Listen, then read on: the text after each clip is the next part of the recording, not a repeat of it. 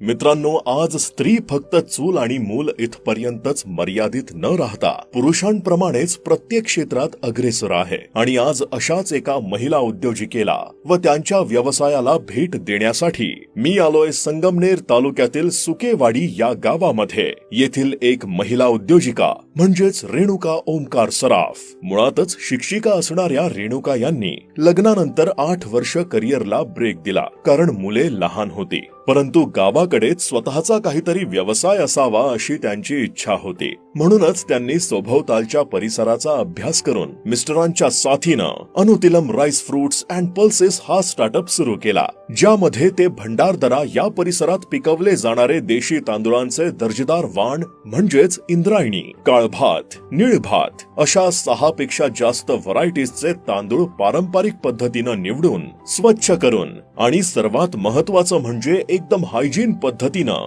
व कोणतीही भेसळ न करता पॅकेजिंग करून ग्राहकांपर्यंत पोहोचवतात.